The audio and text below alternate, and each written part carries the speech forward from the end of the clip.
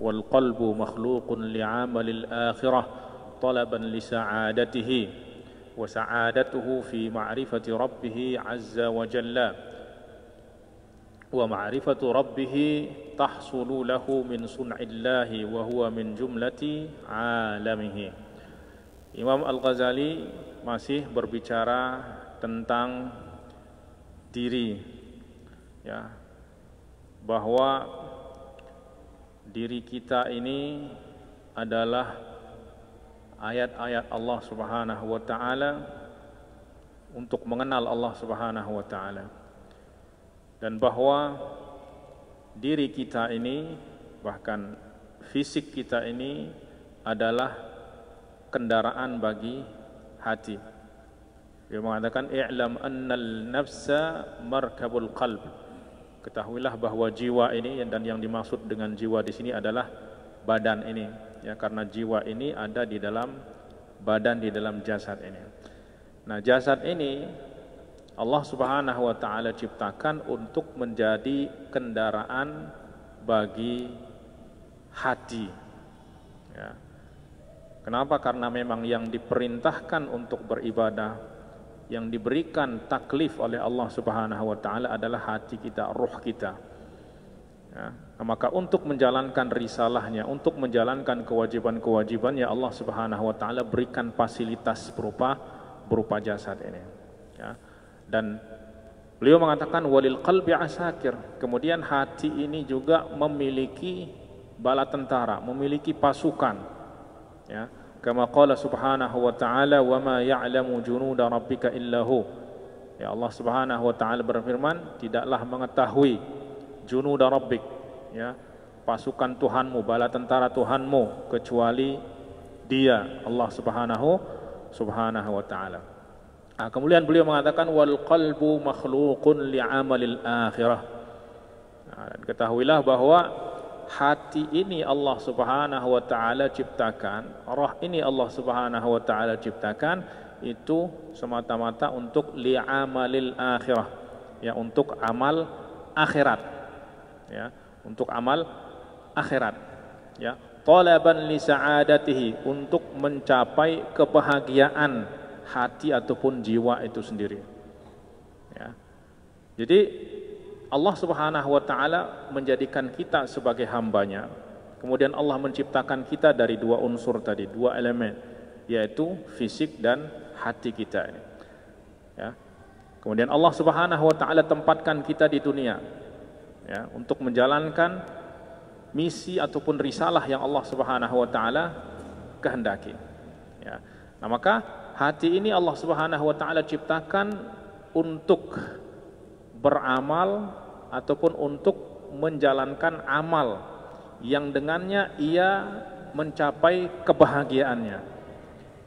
Ya, dan kebahagiaannya adalah ma'rifatu rabbih azza wa jalla. Dan kebahagiaan yang sesungguhnya adalah ma'rifatullah, mengenal Allah Subhanahu wa taala. Oleh sebab itu tidak ada di dunia ini orang yang paling berbahagia melebihi kebahagiaan orang yang sudah sampai kepada tahapan ma'rifah, orang yang sudah mengenal Allah Subhanahu wa taala, sudah berkenalan dengan Allah Subhanahu wa taala. Ya. Kenapa? Karena dengan ia mengenal Allah Subhanahu wa taala, dia akan merasakan kebersamaan dengan Allah Subhanahu wa taala. Dia akan merasakan keindahan, menyaksikan keindahan Allah Subhanahu wa taala, menyaksikan kasih sayang Allah Subhanahu wa taala, merasakan bagaimana Allah Subhanahu wa taala setiap saat itu tidak pernah melepaskan inayahnya dari kita. Ya, karena kalau saja Allah melepaskan kita dari inayahnya sekejap mata saja, maka pasti kita akan binasa. Itulah sebabnya Rasulullah sallallahu alaihi wasallam selalu berdoa, ya, apa? La takilna ila anfusina tarfat ain. Ya hayyu ya qayyum bi rahmatika astaghits aslih li sya'ni kullahu wa la takilni ila nafsi tarfat ain. Ya hayyu ya qayyum. Ya, wahai Zat yang maha hidup, ya. Birahmatika astaghits, dengan rahmatmu, dengan kasih sayangmu aku memohon pertolongan. La takilni ila nafsi, janganlah engkau serahkan aku kepada diriku, ya. Janganlah engkau membiarkan aku mengurus diriku sendiri, ya. Janganlah engkau lepaskan aku dari inayahmu, dari rahmatmu, dari kasih sayangmu, tarfata ain, walaupun sekedip mata. Ya. Kenapa? Karena kalau seandainya Allah melepaskan kita, nggak mau memperhatikan kita, melepaskan kita dari inayahnya, maka sudah pasti kita akan binasa. Maka ketergantungan kita kepada Allah Subhanahu wa taala itu sama seperti bergantungnya, ya, benda-benda yang menempel di tembok, dia tidak terjatuh. Kenapa? Karena ada tempat gantungannya. Kalau gantungannya dilepas sedetik saja, maka dia akan sedetik saja, sekejap mata, bahkan separuh kejap mata pun dia akan langsung terjatuh. Maka demikian juga manusia, seorang hamba, makhluk, ya, jika sekejap mata saja Allah Subhanahu wa taala lepaskan dari inayahnya, apalagi dia diserahkan kepada dirinya, urus dirinya sendiri, maka orang tersebut pasti akan binasa. Ya. Nah, maka dengan mengenal Allah Subhanahu wa taala, orang akan merasakan kebahagiaan. Ya. Kebahagiaan ini apabila didapati oleh seseorang, maka dia sudah mendapatkan segala-galanya, walaupun mungkin dia tidak memiliki apa-apa. Tetapi kalau kebahagiaan ini sudah, ya, seseorang sudah kehilangan kebahagiaan ini, maka dia sudah kehilangan segala-galanya, walaupun dia memiliki segala-galanya. Ya. Kenapa? Karena kebahagiaan itu tidak diukur dengan apa yang kita miliki, tidak diukur dengan harta, dunia dan lain sebagainya. Karena harta itu benda, dunia itu benda, sementara yang merasakan kebahagiaan itu adalah hati. Hati itu bukan benda. Jadi yang membahagiakannya itu bukan benda, ya. Walaupun mungkin ia senang, tetapi kesenangan itu adalah kesenangan yang sementara. Tetapi kebahagiaan yang sebenarnya adalah mengenal Allah Subhanahu wa taala. Ya, karena dengan mengenal dia akan mencintai Allah Subhanahu wa taala, merasakan betapa Allah Subhanahu wa taala mencintainya. Ya, dengan ia mencintai Allah Subhanahu wa taala, maka di setiap saat dia akan merasakan kebersamaan dengan Allah Subhanahu wa taala, dan tidak ada yang lebih membahagiakan daripada seseorang merasa di setiap saat itu bersama Allah Subhanahu wa taala. Inilah kebahagiaan yang diungkapkan oleh salah seorang arifin. Beliau mengatakan, "Lau 'alimal muluku ma fi qulubina min lazzah." Kalau seandainya para raja-raja, ya, yang diktator itu mengetahui kenikmatan yang kami miliki, yang kami rasakan di dalam hati, maka mereka lanaza'una 'alaiha bisuyuf, maka mereka akan merebutnya dari kami, dari kita, walaupun dengan pedang. Ya, tetapi sayangnya mereka nggak rasakan itu, katanya. Nah, maka kebahagiaan seorang hamba itu ada pada dia mengenal Allah Subhanahu wa taala, ya, untuk bertafakur, untuk bertadabbur di dalam ataupun pada alam semesta yang Allah Subhanahu wa taala ciptakan ini.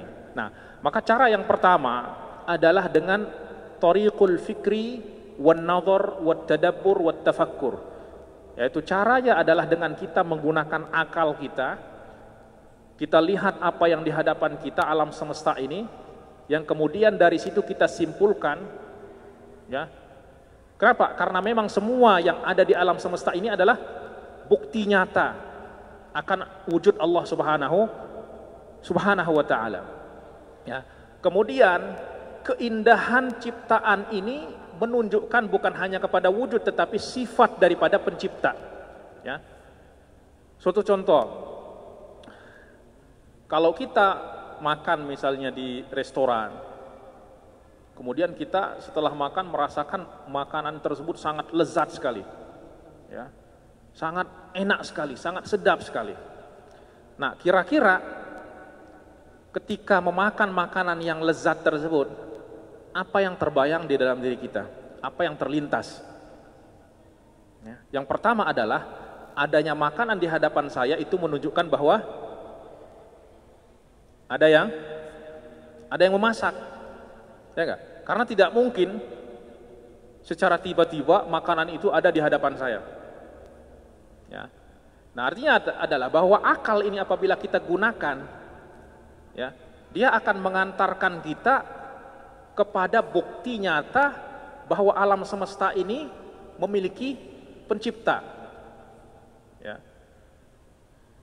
dan bahwa pencipta ini memiliki sifat-sifat yang sangat sempurna, ya, dan ini secara otomatis itu akan membantah ideologi ataupun orang-orang ateis yang tidak mempercayai Tuhan, ya.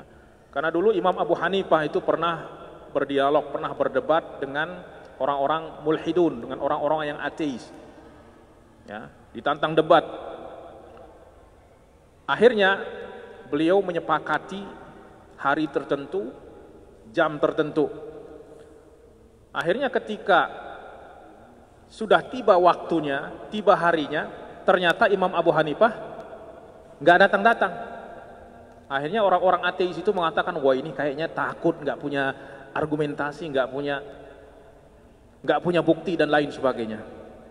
Akhirnya setelah bosan menunggu dan mengatakan mungkin Imam Abu Hanifah adalah pengecut dan lain sebagainya, tiba-tiba Imam Abu Hanifah datang.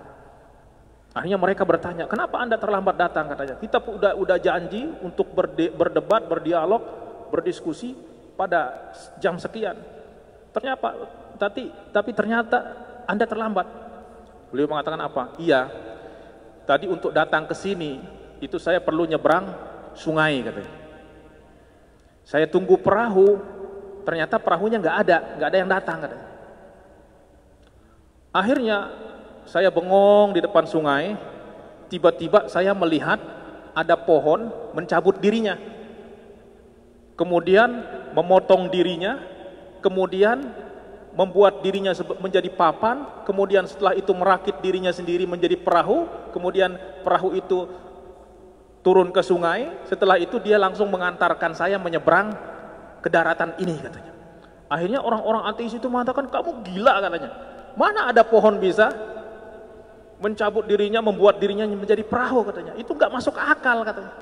Akhirnya Imam Abu Hanifah mengatakan apa? Lah, kalau saya mengatakan itu kamu anggap sebagai gila, bukankah kalian itu lebih gila, katanya. Alam semesta ini dengan keindahannya, dengan sistem yang begitu rapi, kalian mengatakan nggak ada Tuhannya, nggak ada yang menciptakannya, kalian mengatakan bahwa Dia menciptakan dirinya sendiri, itu kan lebih nggak masuk akal lagi, katanya. Ya, akhirnya dengan demikian mereka beriman kepada Allah Subhanahu wa taala. Ya karena apa? Karena Allah menciptakan akal itu untuk melihat dan membaca apa yang ada di alam semesta ini, kemudian menyimpulkan bahwa tidak mungkin sesuatu yang benda mati itu ada tiba-tiba tanpa ada yang mewujudkannya. Nah, ditambah lagi keindahan yang ada di alam semesta ini, itu menunjukkan kepada sifat daripada pencipta tersebut. Seperti tadi makanan yang lezat tadi, pertama menunjukkan kepada ada yang memasak. Kedua, lezatnya makanan ini menunjukkan bahwa orang yang memasak ini adalah orang yang sangat pandai memasak. Nah, maka demikian juga alam semesta ini dengan keindahannya, dengan sistem yang sangat rapi, ya, itu tidak mungkin ada secara tiba-tiba. Pasti ada yang mengaturnya, dan bahwa yang mengaturnya ini memiliki sifat-sifat kesempurnaan. Nah, itu yang dimaksud oleh Imam Ghazali, wa ma'rifatu rabbih tahsulu min sun'illah, ya, bahwa mengenal Allah Subhanahu wa taala itu akan tercapai dengan melihat dan bertafakur, bertadabbur, mempelajari apa yang ada di alam semesta ini, ya. Wa huwa min jumlati alamihi, dan tentu alam semesta ini subhanahu wa ta'ala, ya. Dan itulah yang dijelaskan oleh Allah Subhanahu wa taala di dalam firman-Nya, sanurihim ayatina fil afaqi wa fi anfusihim hatta yatabayyana lahum annahul haqq. Kami akan perlihatkan kepada mereka ayatina, tanda-tanda kami, ayat-ayat kami, bukti-bukti kekuasaan kami fil afaq, di cakrawala alam semesta ini, wa fi anfusihim, dan kami akan lihatkan tanda-tanda itu juga di dalam diri mereka. Ya. Oleh sebab itu di dalam ayat lain Allah Subhanahu wa taala memerintahkan kita untuk mempelajari apa yang ada di dalam diri kita ini. Ya. Apa yang ada di dalam diri kita, semuanya itu menunjukkan kepada kekuasaan Allah Subhanahu wa taala. Wa fi anfusikum afala tubsirun, tidakkah kalian melihat kepada apa yang ada di dalam diri kalian? Tidakkah kalian mempelajari apa yang ada di dalam diri kalian? Kenapa? Karena apa yang ada di dalam diri kalian itu adalah bukti terdekat, ya, ayat-ayat yang terdekat untuk mengenal Allah Subhanahu wa taala. Nah, maka semua yang ada di alam semesta ini itu diibaratkan seperti kalimat, seperti kata-kata. Ya. Nah, sebagaimana setiap kata itu menunjukkan kepada apa? Kepada makna, arti. Ya. Jadi tidak ada satu kata pun kecuali menunjukkan kepada makna. Ya. Nah, maka sebagaimana setiap kata itu diletakkan untuk makna-makna tertentu, ya, sini kita baca. Setiap setiap kalimat yang kita baca, tentu itu mengandung makna tersendiri.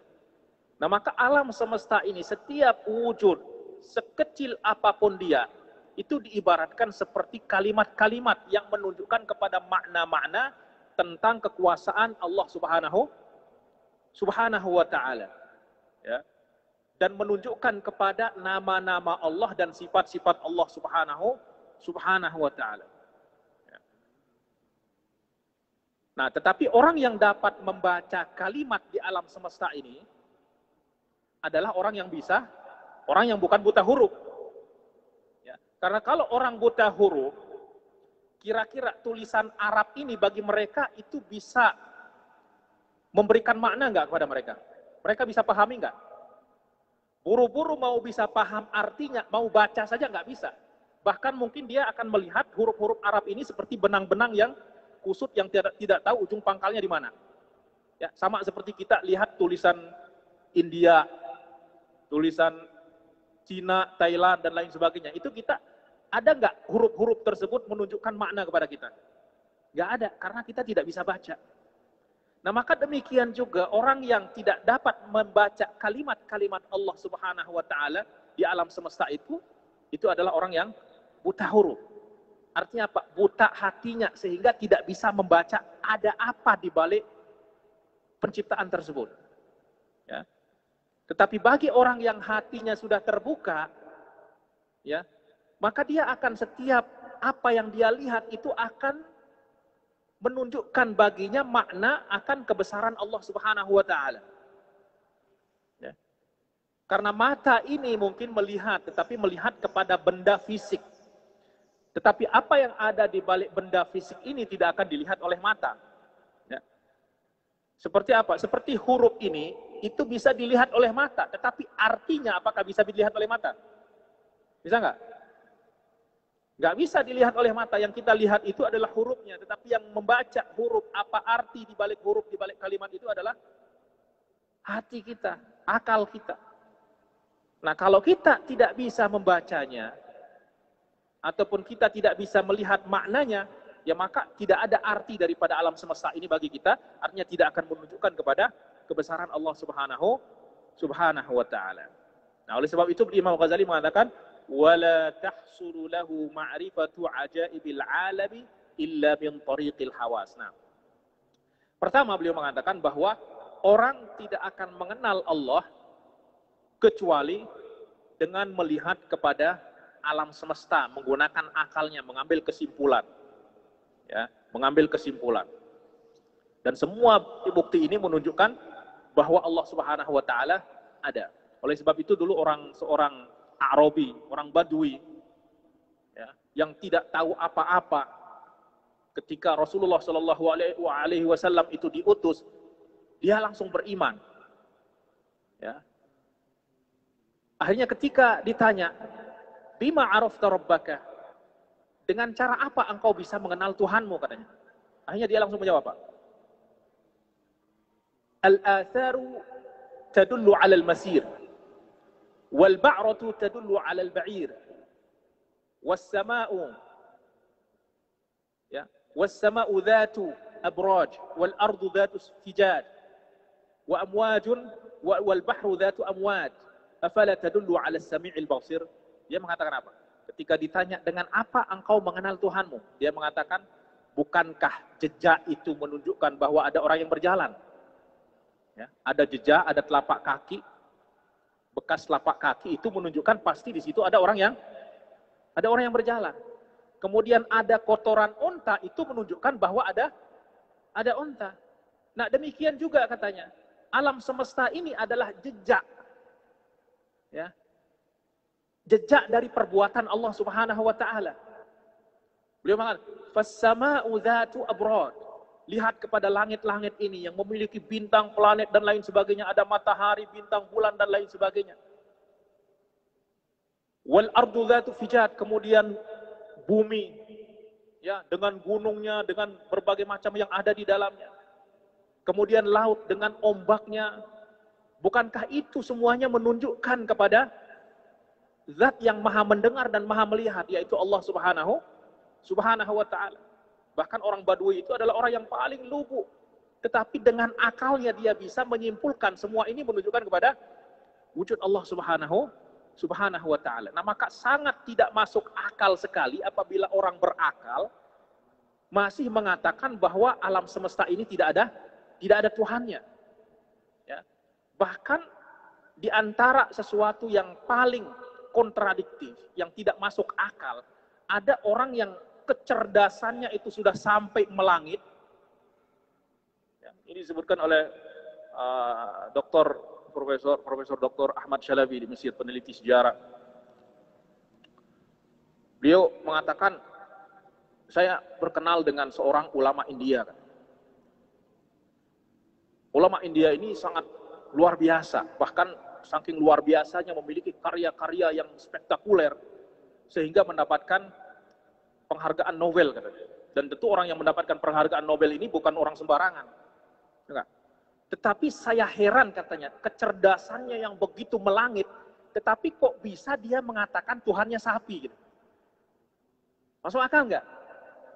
Kecerdasannya yang luar biasa itu di dalam bidang teknologi dan lain sebagainya, tetapi dia masih bisa mengatakan Tuhannya itu sapi gitu. Yang jelas-jelas sapi itu adalah makhluk, bahkan makanan yang dimakan oleh manusia. Artinya akal yang demikian cerdasnya itu ditaruh di mana? Nah, inilah namanya petunjuk. Secerdas apapun orang, kalau tidak diberikan hidayah oleh Allah Subhanahu wa ta'ala, maka akal itu nggak akan berfungsi sama sekali. Sama seperti orang punya mata, tetapi kalau matanya nggak digunakan, ya maka sama seperti orang yang nggak punya mata. Nah, maka Imam Ghazali kemudian mengatakan, wala tahsulu lahu ma'rifatu ajaibil alam. Nah, tujuan kita melihat ke alam semesta ini adalah apa? Yaitu kita melihat keajaiban yang ada di alam semesta ini. Nah, untuk melihat keajaiban yang ada di alam semesta ini, Allah memberikan kita namanya indera. Ada mata untuk melihat keindahan-keindahan yang dapat dilihat.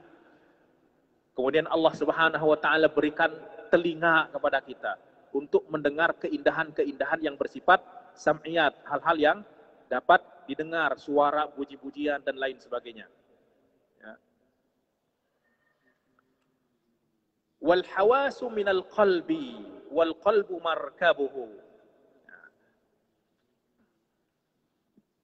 jadi Imam Ghazali mengatakan, la tahsuru lahu ma'rifatu ajaibi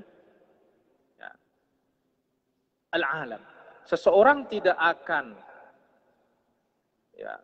menggapai ataupun tidak akan mengetahui keajaiban qudratullah, kekuasaan Allah Subhanahu wa ta'ala dan rahasia-rahasianya di alam semesta ini, kecuali setelah dia melihat dengan hawasnya, dengan indranya.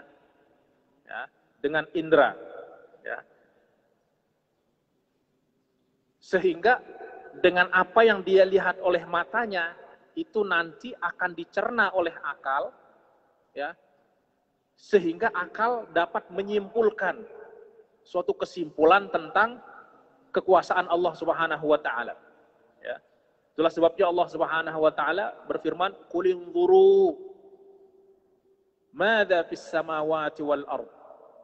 Katakanlah, lihatlah apa yang ada di langit dan apa yang ada di bumi. Nah, di sini kita kalau analisa secara detail, Allah perintahkan kita unzuru, lihatlah madza fis samawati wal ard, apa yang terdapat di langit dan di bumi. Allah tidak perintahkan kita unzuru ilas sama, lihatlah ke langit, tidak. Tetapi apa yang terdapat di balik langit itu. Ya. Nah, untuk melihat apa yang ada di balik langit tersebut, ada ilmu namanya misalnya ilmu astronomi lah, ilmu perbintangan, ilmu-ilmu yang menyingkap tentang apa yang ada di alam semesta ini. Ya, kemudian wa madza fil ard, dan apa yang ada di dalam bumi. Ya, untuk bertafakur itu tidak cukup dengan kita merenung, berpikir bagaimana Allah menciptakan ini semuanya. Ya, cara tafakur itu yang dimaksud adalah kita mempelajari sistem yang ada di alam semesta ini. Ilmu fisika, ilmu geologi tentang bumi, ilmu kimia, ilmu apa, semuanya itu adalah ilmu-ilmu yang menyingkap kebesaran kekuasaan Allah Subhanahu wa taala.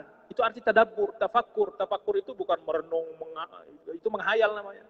Tafakkur itu menuntut kita berpikir, mencari hubungan antara apa yang kita lihat dan apa yang ada di balik apa yang kita lihat tersebut. Ya. Qul inzuru madza fis samawati wal ard.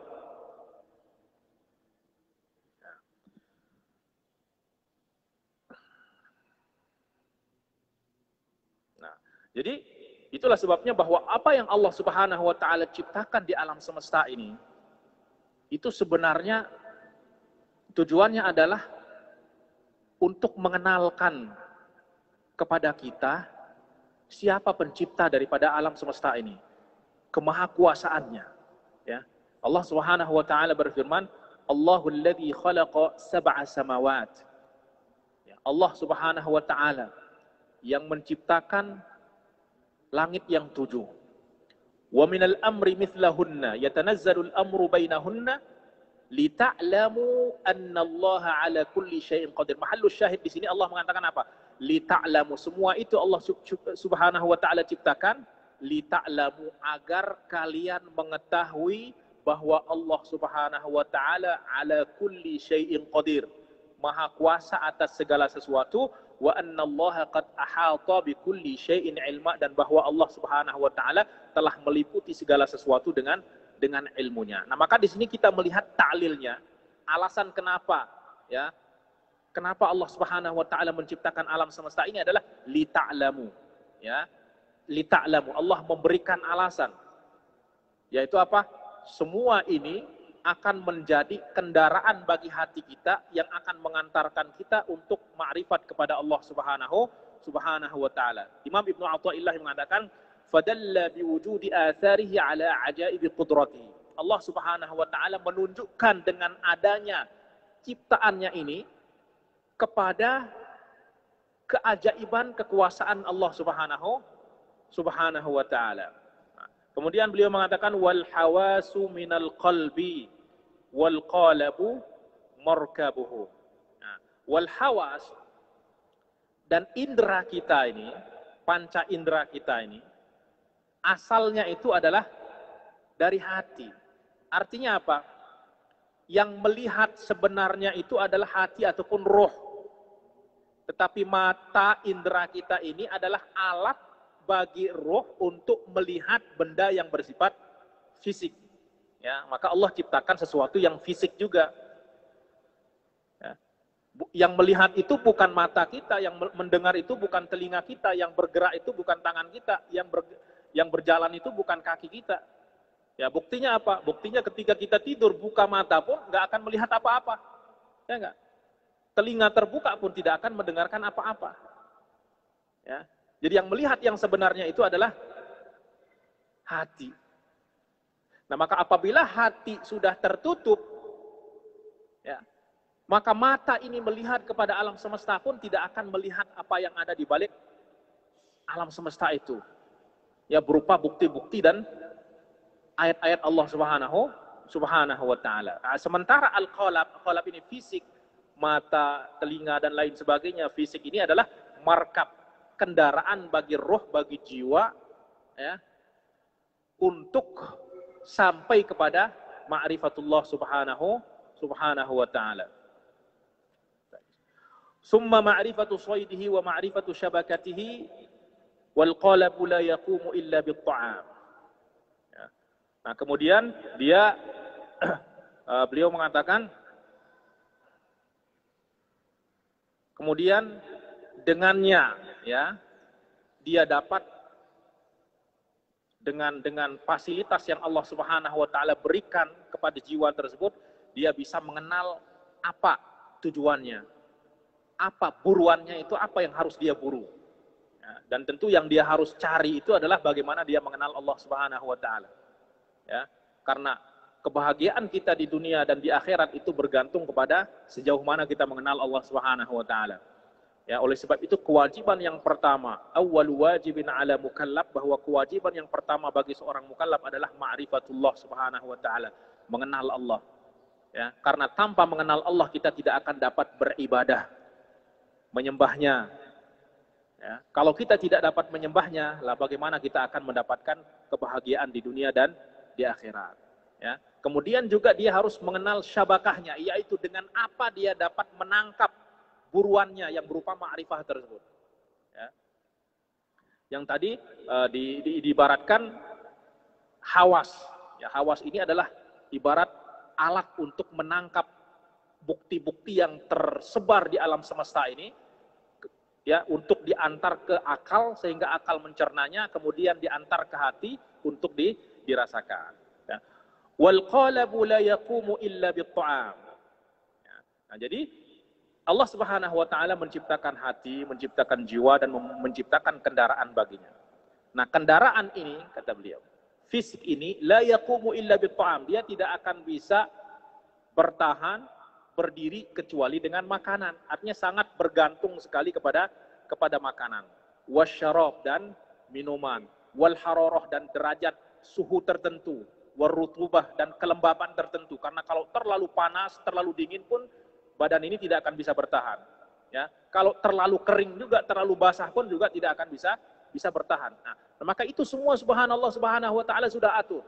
Ya, ketika Allah memberikan kita jasad, dan jasad ini tidak akan bertahan kecuali dengan makanan, maka Allah Subhanahu wa taala menciptakan semua apa yang dibutuhkan oleh fisik kita.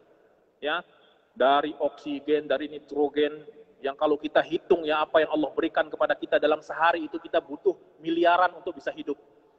Ya, beli oksigen, beli nitrogen, beli ini dan beli ini, semua itu kalau kita hitung nggak akan bisa kita hitung. Bahkan biaya hidup kita sehari itu miliaran.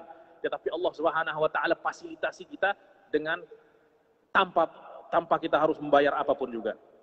Ya. Kemudian memerlukan derajat suhu tertentu, rutubah, dan semua itu sudah diatur oleh Allah Subhanahu wa taala sehingga tubuh ini bisa bertahan hidup di dunia ini sehingga dia dapat menjalankan misinya. Wa huwa dha'ifun ala khatarin minal ju'i wal 'atash. Nah, oleh sebab itu jasad ini memiliki sifat yang sangat lemah. Nah, tujuannya apa? Kenapa Allah Subhanahu wa taala menciptakan kita sangat lemah? Ya, supaya kita tahu diri. Supaya kita mengaku bahwa diri kita ini hamba yang sangat lemah. Yang tidak memiliki kekuatan apapun juga. Sehingga kita tidak angkuh, tidak sombong dan lain sebagainya. Tetapi sayangnya manusia yang sangat lemah ini tidak tahu diri. Dia terkadang mengangkat dirinya lebih daripada kapasitas dirinya. Bahkan sampai mengatakan dirinya itu Tuhan. Ya. Firaun mengatakan, ana rabbukumul a'la. Subhanallah, ini kelebihan apa? Manusia itu seperti itu. Melebihi iblis. Iblis pun nggak ada yang berani mengatakan saya Tuhan. Ada nggak? Nggak ada. Tetapi manusia banyak yang mengatakan dirinya Tuhan. Apalagi yang mengaku dirinya sebagai nabi. Iblis nggak ada, setan nggak ada mengaku dirinya sebagai nabi, mengaku dirinya sebagai Tuhan, nggak ada. Tapi manusia itu, padahal dia diciptakan sebagai makhluk yang sangat lemah. Wa khuliqal insanu dha'ifa, manusia itu diciptakan sangat lemah. Ya, bahkan dia bisa terbunuh dari sesuatu yang dia butuhkan. Ya, saking lemahnya, coba bayangkan. Ya, coba bayangkan saat ini kita dibuat porak-poranda oleh makhluk yang nggak kita lihat. Yang sangat kecil, yang wujudnya pun kita nggak tahu wujudnya seperti apa. Lihat. porak-poranda di segala lini kehidupan kita, ya, politik, ekonomi, sosial, pendidikan, semuanya dibuat porak-poranda oleh apa? Oleh makhluk yang tidak terlihat. Ini menunjukkan bahwa manusia ini sama sekali tidak memiliki daya, tidak memiliki kekuatan apapun kecuali illa billah. Nah, kalau dia merasa seperti itu, maka dia akan selalu bergantung kepada Allah Subhanahu wa taala, menyerahkan dirinya kepada Allah Subhanahu wa taala. Beliau mengatakan wa huwa dha'ifun ala khatarin minal ju'i wal 'atash fil batin. Ya, artinya apa? Karena ketergantungan saking lemahnya manusia ini, dia artinya apa? Ketika dia lapar, dia akan lumpuh. Ketika dia haus, dia akan lumpuh. Ya. Kemudian apa? Wa ala khatarin minal ma'i wan nar. Manusia memang tidak akan bisa hidup tanpa ada api. Tidak akan bisa hidup tanpa ada air. Tetapi terkadang api dan air bisa membunuh manusia itu sendiri. Ala khatarin minal ma, ya, air menenggelamkannya, api membakarnya, wa huwa muqabilu a'da'an katsirah, dan dia akan berhadapan dengan musuh yang sangat banyak, di antaranya adalah wabak, penyakit dan lain sebagainya, ya. Artinya bahwa fisik ini, jasad ini bukanlah kita yang sebenarnya, ya, karena kita yang sebenarnya adalah apa yang ada di dalam jasad kita, yaitu roh kita. Nah, maka kalau kita menginginkan kesempurnaan, inginkanlah kesempurnaan bagi apa yang ada di dalam fisik kita ini, karena jasad kita ini hanyalah kotak, ya, sementara isinya, mutiaranya, permatanya adalah jiwa kita. Ya, dan jiwa kita sekali lagi sebagaimana jasad ini perlu pada makanan, perlu diperhatikan, maka yang lebih perlu diperhatikan, diberikan makan adalah roh kita, karena hidup yang sebenarnya bukan hidup fisik, tetapi hidupnya jiwa.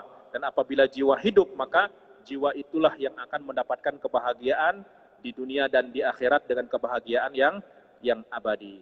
Nah, maka ini harus betul-betul dipahami agar kita dapat memfungsikan apa yang Allah Subhanahu wa taala berikan kepada kita, sehingga kita dapat mengenal Allah Subhanahu wa taala, ya, sehingga kita dapat mencapai kebahagiaan kita, kebahagiaan di dunia dan di akhirat. Baiklah, hadirin yang dimuliakan Allah Subhanahu wa taala, itu pasal yang tadi dijelaskan oleh Imam Al-Ghazali tentang fungsi daripada indera kita ini, tujuannya apa Allah Subhanahu wa taala ciptakan, ya tujuannya adalah untuk kita bisa melihat kepada alam semesta ini sehingga kita dapat melihat kebesaran kekuasaan Allah, ya. Nah, cara bersyukurnya adalah ya dengan kita menggunakan apa yang Allah berikan kepada kita sesuai dengan apa yang Allah Subhanahu wa taala ciptakan sesuatu itu untuk kita, sehingga Allah Subhanahu wa taala senantiasa melimpahkan terus menambah nikmat tersebut dan memelihara kita, ya, dengan cara bersyukur. Wa akhiru da'wana, kita cukupkan sekian, ya, mudah-mudahan ini dapat bermanfaat. Aku qouli hadza wa astaghfirullah li wa lakum. Wassalamualaikum warahmatullahi wabarakatuh. Subhanakallahumma wa bihamdik, nasyhadu an la ilaha illa anta, nastaghfiruka wa natubu ilaik.